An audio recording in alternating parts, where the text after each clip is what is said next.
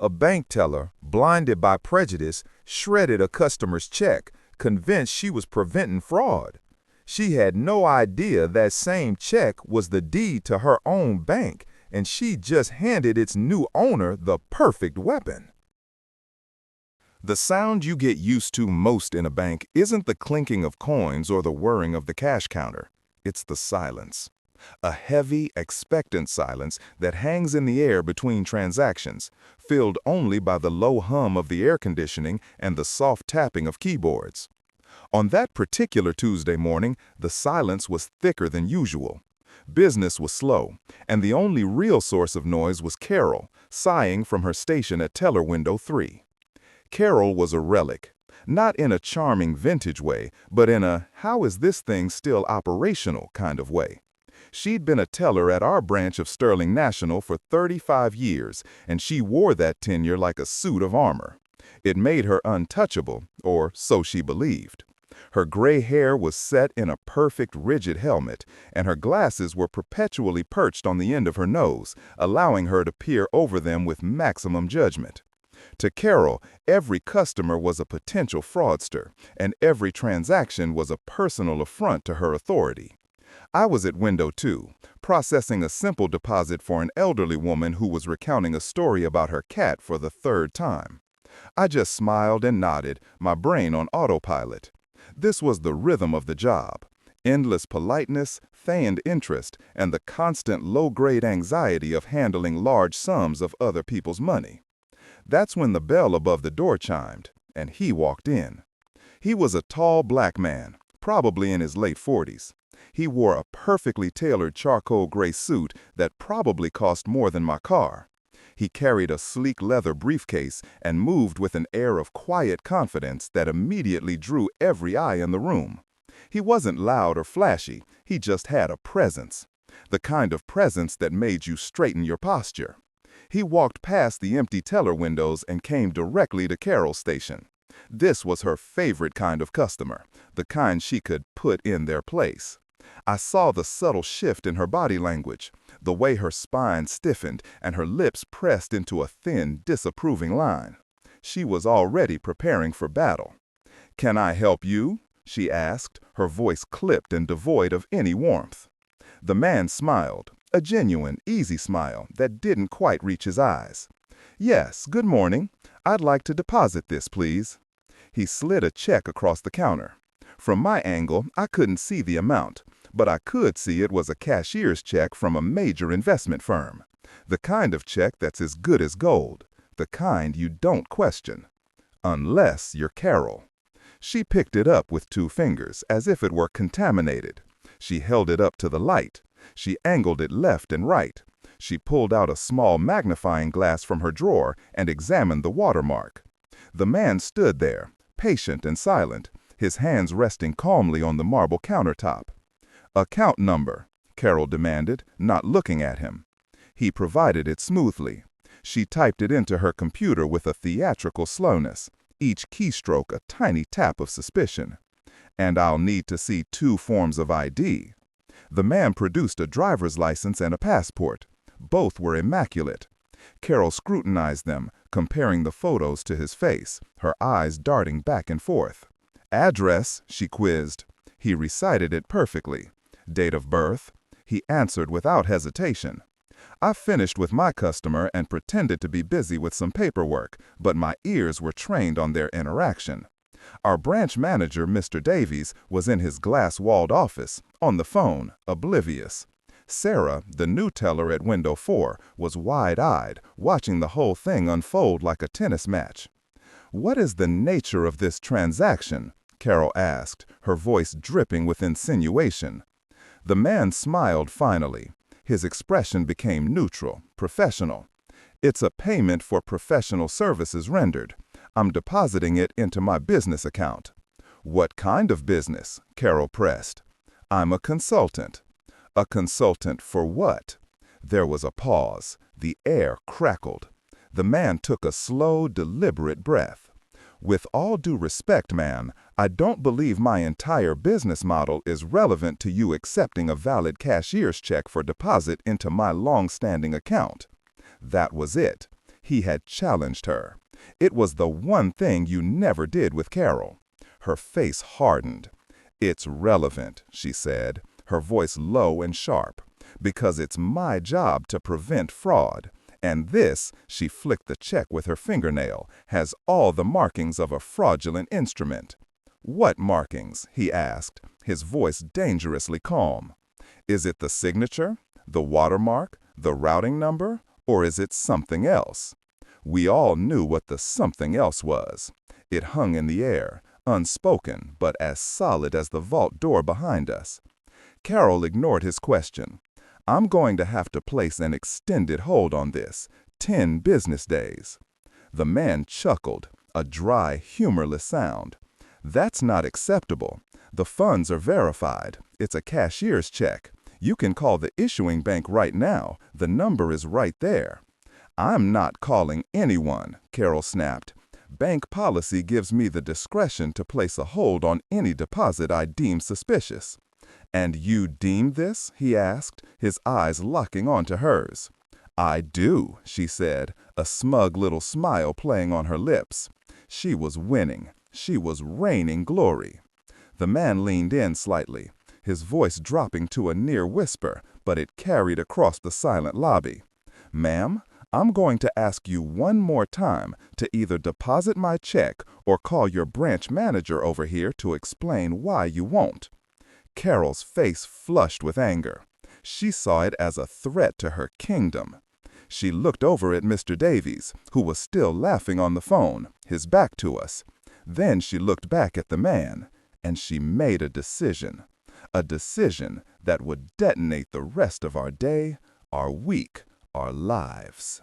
With a swift, vicious movement, she snatched the check. "This is a fraudulent document," she declared, her voice ringing with false authority. "And as per federal regulations, I am obligated to confiscate and destroy it to prevent it from entering the financial system." Before the man could even react, before I could even process what she was saying, she turned, took 2 steps to the industrial shredder behind her counter, and fed the check into the slot. The machine roared to life with a mechanical scream, the whirring blades biting into the paper. It lasted only a second, a flash of blue security paper disappearing into a metallic maw. And then, silence. A deeper, more profound silence than before. The man hadn't moved. He just stared at the shredder, then at Carol. His face was a blank canvas, wiped clean of all emotion. Carol, however, looked triumphant. She brushed a non-existent piece of dust from her hands. "Next in line, please," she announced to the empty lobby. The man finally turned his head and looked at her. He didn't raise his voice, he didn't yell, he didn't curse. He spoke with an unnerving, icy precision that was more terrifying than any outburst could ever be. "You have made a catastrophic mistake," he said softly. He reached into his briefcase, but instead of pulling out another document, he pulled out his phone.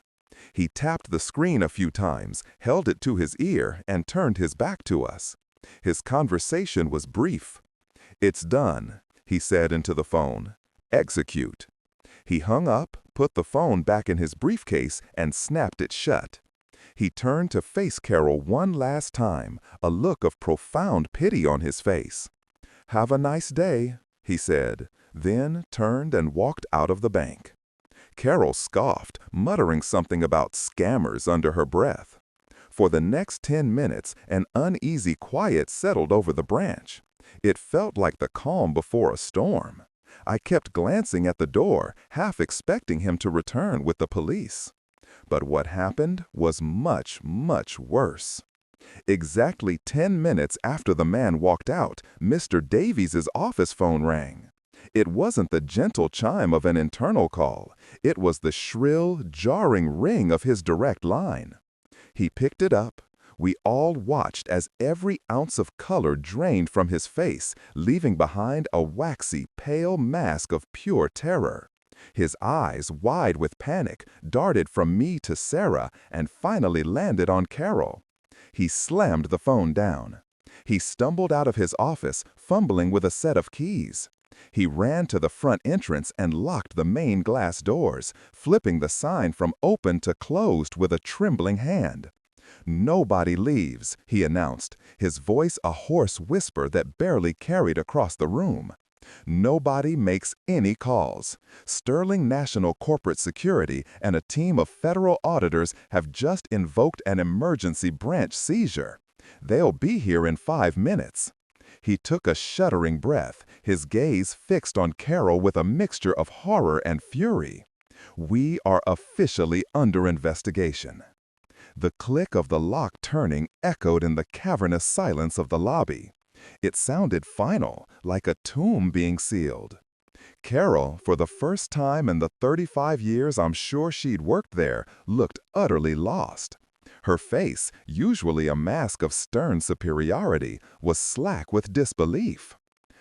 "Under investigation?" she stammered, turning to Mr. Davies. "For what? I was protecting the bank. That check was a clear fake. I was following procedure." Mr. Davies rounded on her, his face a mess of sweat and terror. "Procedure? Carol, what procedure involves destroying a customer's property? You're supposed to place a hold, fill out a suspicious activity report, and escalate it to me. You don't feed it to a shredder." His voice cracked on the last word. "What was the amount on that check? Did you even look at the amount?" Carol's mouth opened and closed, but no sound came out. She hadn't looked. I knew she hadn't. She'd been so focused on the man, on winning her little power play, that the check itself was secondary. The instrument of her victory was all that mattered, and now it was a pile of confetti in a plastic bin. Outside, a fleet of 3 identical black sedans pulled up to the curb, parking directly in the fire lane. There was no fuss, no flashing lights. Men and women in dark, impeccably tailored suits emerged with the grim efficiency of a funeral procession. They didn't even try the locked door. One of them, a severe-looking woman with her hair pulled back in a tight bun, produced a key card and swiped it. The lock beeped and clicked open. They flowed into the bank like a tide of dark water, filling the space with a chilling, professional silence. There were 6 of them. 3 moved to secure the perimeter, standing by the doors and in front of the hallway leading to the back offices. 2 others carrying briefcases began methodically walking through the branch, their eyes scanning every camera, every desk, every piece of equipment. The woman who opened the door, clearly the one in charge, strode directly to the center of the lobby. "I am Eleanor Thorne, head of Corporate Internal Security," she announced, her voice as crisp and cold as a winter morning. "This branch is now under the authority of my office. All employees will step away from their stations. Place your cell phones, keys, and any personal bags on the central counter." She pointed to the long, low table where we kept deposit slips. "You will not speak to each other. You will not attempt to contact anyone outside this building. Is that understood?" We all nodded dumbly. Sarah looked like she was about to cry. Mr. Davies looked like he was about to have a heart attack. I felt a strange numbness, a sense of detached reality, as if I were watching a movie. Only Carol seemed to want to fight. "This is absurd," she began, her voice trembling with indignation. "I have been a loyal employee of this bank for—" 35 years, 4 months, and 12 days, Miss Thorne cut her off without even looking at her file. Her eyes, the color of slate, finally landed on Carol. "It was a fraudulent document." "That was not my question, Miss Peters," Thorne said. "Answer yes or no." "No," Carol whispered. "Then I suggest you learn to be quiet and compliant for the remainder of your 35th year, 4 months, and 12 days, Thorne said. She then gestured to 2 of her people. "Secure their workstations, computers, cash drawers, all records. And someone get me that shredder." The next hour was a masterclass in silent, swift dismantling.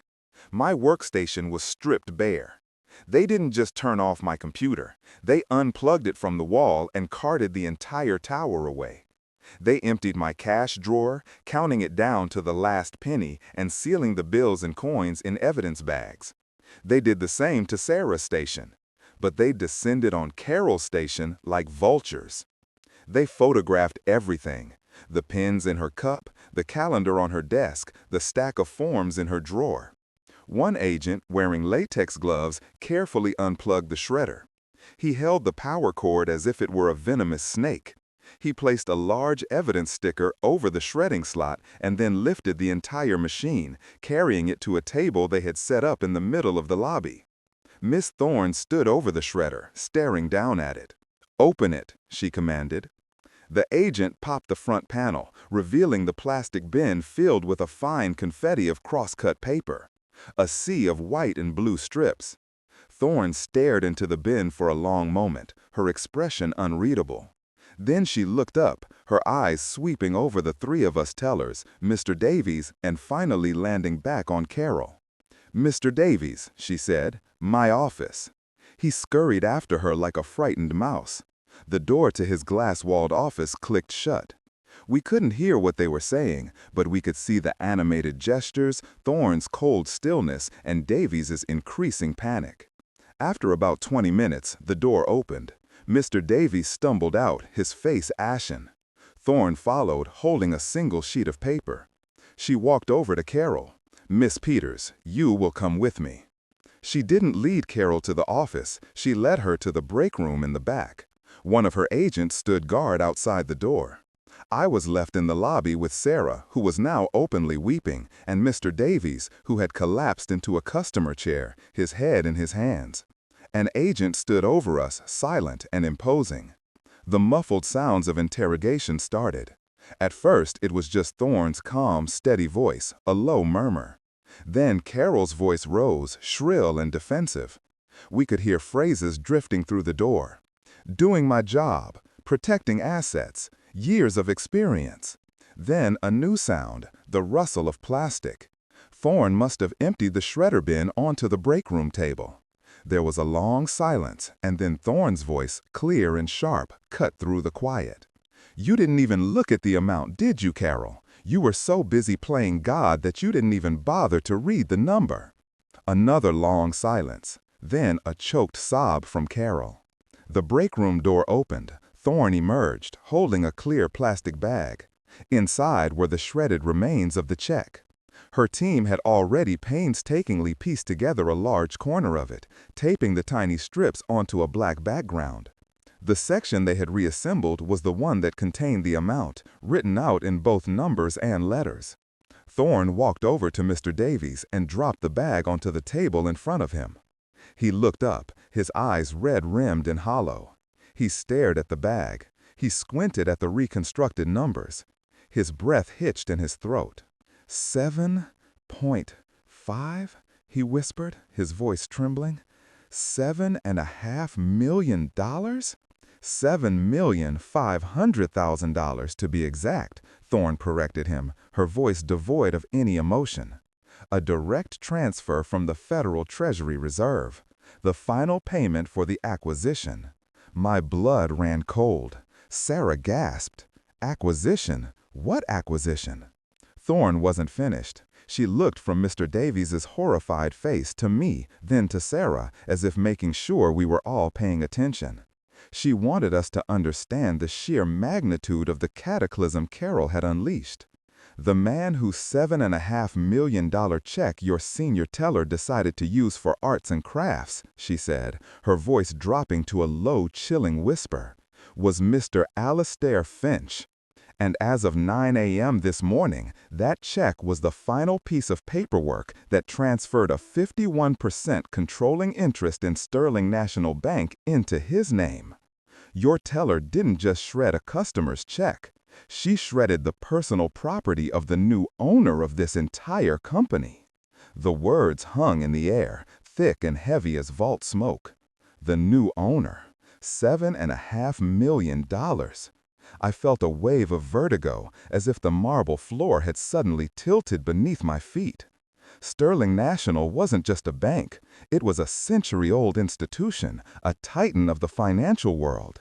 And Carol had just looked the new king in the eye and tore up his crown. Mr. Davies made a sound, a strangled guttural noise somewhere between a gasp and a sob. He looked at the bag of shredded paper like it was a live cobra. But he said he was a consultant, he stammered, looking at Thorne for some kind of lifeline. He is, Thorne replied flatly. His firm specializes in corporate restructuring and hostile takeovers. For the past 6 months, he has been quietly buying up Sterling National stock through a dozen shell corporations. The final block of shares, the one that gave him majority control, was held by a federal holding trust following the government bailout 10 years ago. That check was the Treasury's release of those assets. It was the last move in a 6-month game of chess, and your teller just took the board and threw it into a wood chipper. The break room door opened, and one of Thorne's agents escorted a completely broken Carol Peters out. Her helmet of hair was disheveled, her glasses were askew, and her face was blotchy and streaked with tears. She looked like she had aged 20 years in 20 minutes. She didn't look at any of us. Her eyes were fixed on the floor, as if she could will it to swallow her whole. The agent led her to a chair in the corner of the lobby and stood behind her, a silent, unmoving sentinel. The Queen had been deposed. Thorne turned her attention back to us. "I'm going to interview each of you separately, starting with you." She pointed at Sarah. Sarah, who was barely out of training, looked up with the terrified eyes of a cornered rabbit. Thorne led her into Mr. Davies' office and closed the door. I was left in the lobby with Mr. Davies, the shocked Carol, and the silent agents. The minutes stretched into an eternity.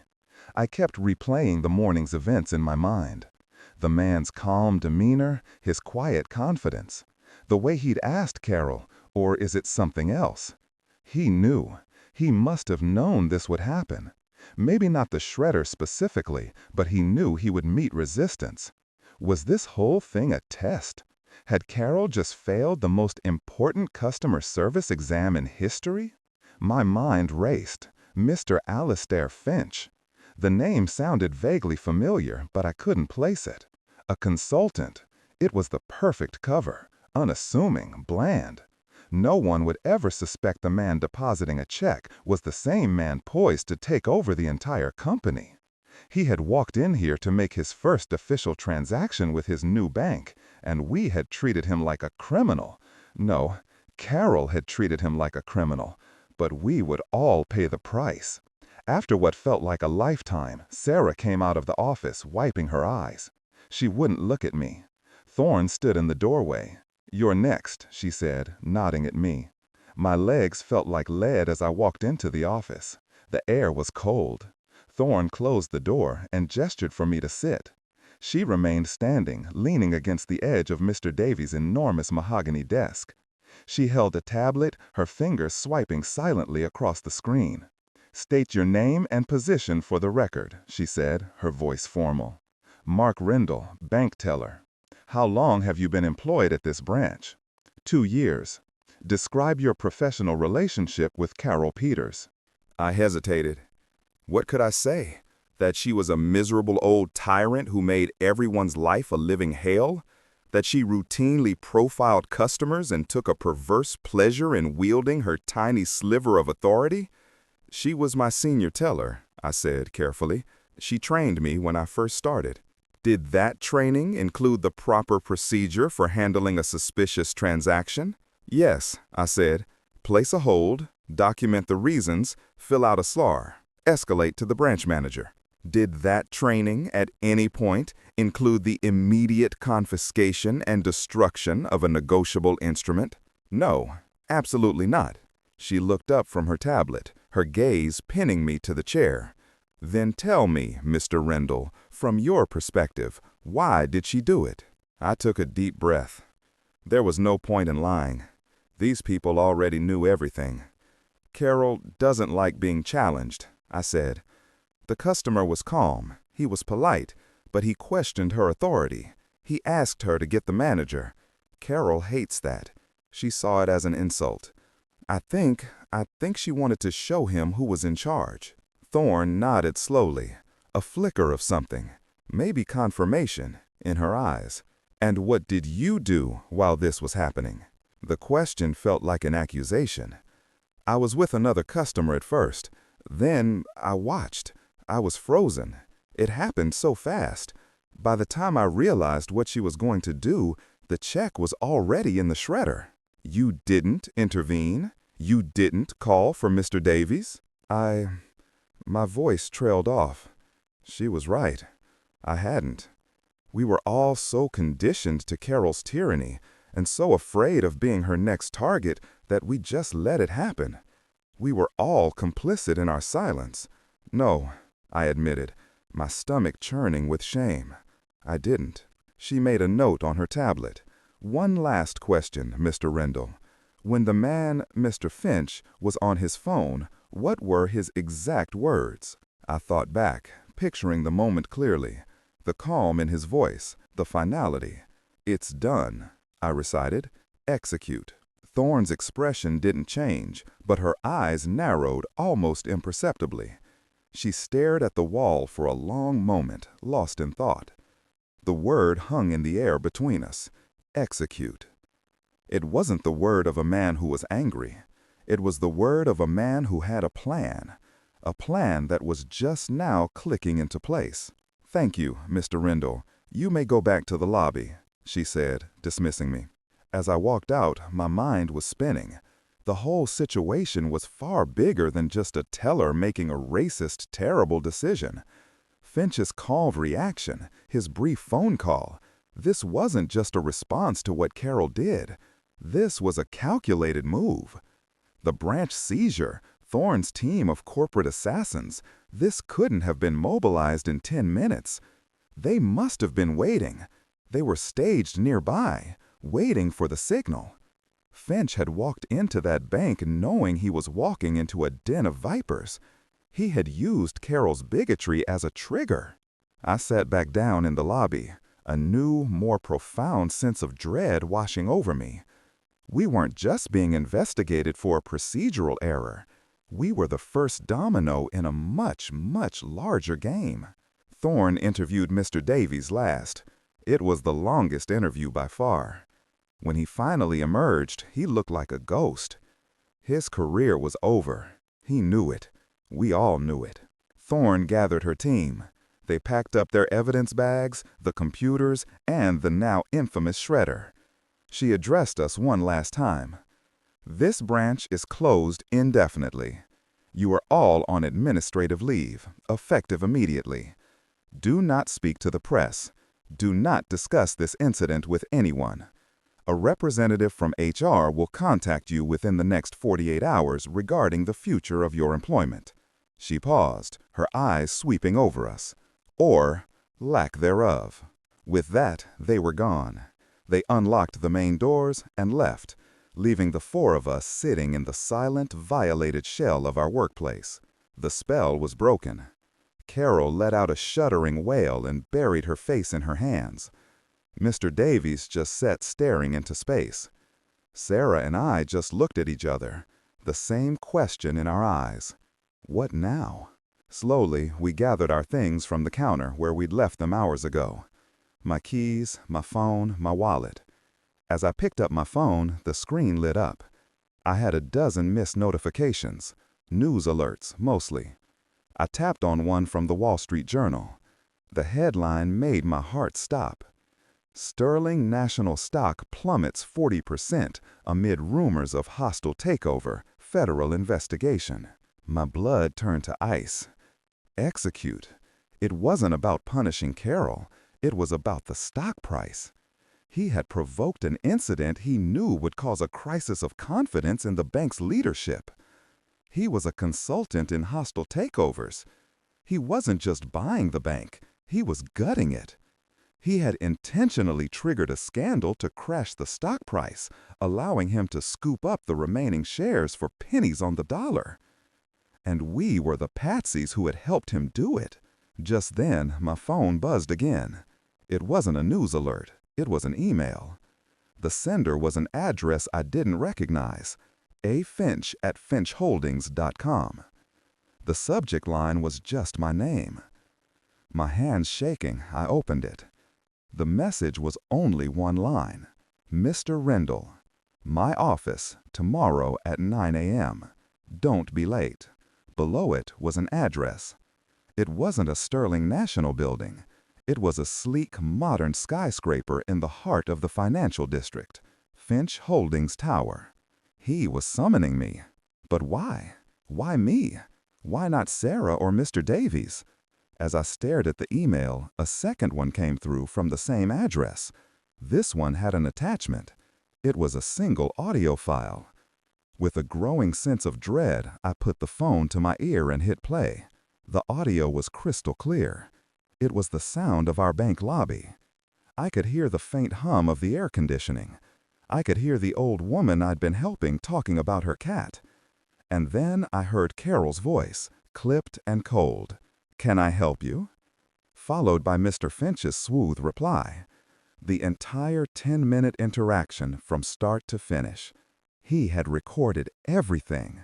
As the audio file reached the terrible, grinding climax of the shredder, I realized with a jolt of pure terror that he hadn't just recorded the audio. He had worn a wire. This entire thing wasn't just a test that Carol had failed. It was a sting operation, and I was now a material witness. The audio ended with the sound of the bank door chiming as he left. Silence. My own heartbeat hammered in my ears, a frantic drum against the sudden quiet. A sting operation. The words echoed in my skull. Mr. Finch hadn't just anticipated trouble. He had orchestrated a scenario to expose it, documented it with the precision of a federal agent, and then used the fallout to launch a corporate blitzkrieg. Carol wasn't just a racist teller who made a terrible mistake. She was Exhibit A in a case he was building against the very company he was in the process of acquiring. I looked around the lobby. Carol was still weeping, lost in the rubble of her own making.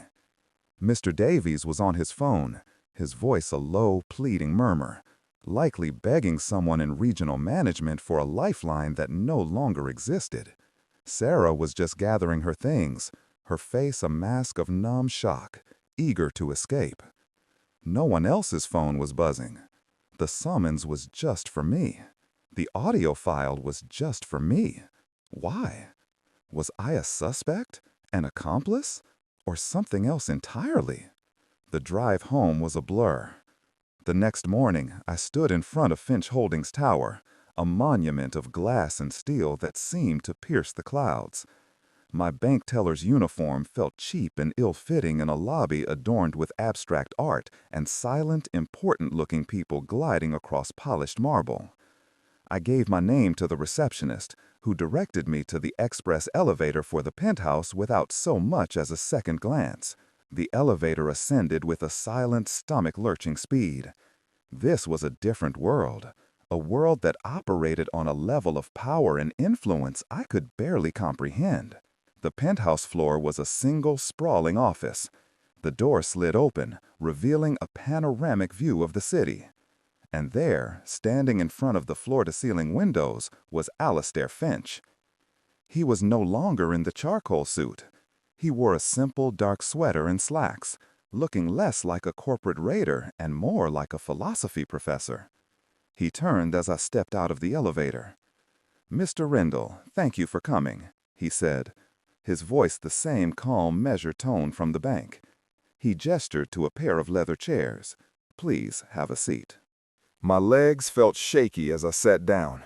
This was the man who had just dismantled a financial institution with a single, calculated move. "Mr. Finch," I began, my voice hoarse, I want to apologize for what happened yesterday. It was unprofessional, it was inexcusable, and I'm deeply sorry for my part in it." He held up a hand. "Your part, Mr. Rendell, was silence. An understandable, if unfortunate, response to a toxic work environment. I'm not here to lecture you." He sat down opposite me, his gaze intense. "I sent you that audio file for a reason. I wanted you to understand that yesterday was not a random occurrence. It was a diagnostic. A diagnostic? Sterling National is a sick institution, he said, leaning forward slightly. It's bloated, inefficient, and riddled with a deep-seated cultural rot that starts at the top and trickles down to every branch. The kind of behavior Carol Peters exhibited isn't an anomaly. It's a symptom of a disease. A culture where tenure is valued over talent, where procedure is used as a weapon, and where certain customers are treated as inherent liabilities. I couldn't just buy the bank and redecorate the lobby. I needed to perform surgery. And to do that, you need a pretext. A clear, undeniable, and publicly indefensible event that gives you the mandate to clean house. It all clicked into place. The stock plunge, the federal auditors who were probably on his payroll, the instant media leak. He had manufactured a crisis. So you knew she would do something like that? I asked, horrified and fascinated in equal measure. I knew the potential was there, he corrected. My team profiled a dozen Sterling branches, identified as having the most customer complaints and internal HR issues. The South branch, your branch, was at the top of the list. And Carol Peters was a legend. 35 years of unchecked hostility. I simply presented her with a scenario that would allow her true nature to reveal itself. I admit, the shredder was a theatrical touch even I didn't anticipate. She handed me a more perfect pretext than I could have ever designed myself. I just stared at him, my mind reeling. The sheer cold-blooded brilliance of it was terrifying. So, what happens now? I asked. To the bank? To us? The bank, he said, will be rebuilt from the ground up. The old guard, the executives who fostered this culture, the regional managers like the one Mr. Davies was pleading with on the phone yesterday, they're all being retired. Effective today. A new leadership team is already in place. As for the employees of the South Branch, he paused, his eyes searching mine. Mr. Davies's career in banking is over. He allowed a tyrant to rule his branch for years. Sarah will be offered a severance package and counseling. She's too new, too intimidated by the old system. She needs a fresh start elsewhere. His gaze hardened. Carol Peters is, of course, terminated. And she will be facing a federal felony charge for the destruction of a negotiable Treasury instrument. My lawyers are quite insistent on that point. I swallowed hard, a knot of dread tightening in my stomach. And me? He was silent for a moment. That's why you're here, Mr. Rendell. My team didn't just profile the problems at Sterling. We also looked for potential. For people who understood the rules but were trapped in a system that punished decency. I listened to that entire recording dozens of times. I heard you handle that elderly customer with patience and kindness, even when she was repeating herself. I heard you bite your tongue when Carol made snide remarks under her breath. And I heard your silence when she confronted me. I heard the silence of someone who knew it was wrong but was powerless to stop it. He stood up and walked to his desk. He picked up a folder and brought it back, placing it on the table in front of me. I don't need people who are loyal to the old ways. I need people who know how broken the system is because they've lived it. People who know what not to do. I'm restructuring the entire branch system. I'm dissolving the old regional management structure and installing new branch oversight managers. People who will be my eyes and ears on the ground, responsible for retraining, implementing new customer-first policies, and ensuring that a Carol Peters can never take root in our company again. He tapped the folder. This is an offer of employment. It's the position of branch oversight manager for the new Southern District. It comes with a significant salary increase, a great deal of responsibility, and a chance to help me burn the old Sterling National to the ground and build something better from the ashes. I was speechless. I stared at the folder, then back at his impassive face. But I'm just a teller, I stammered. I don't have any management experience. You have 2 years of frontline experience in a broken system, he countered. That's more valuable to me than a business degree.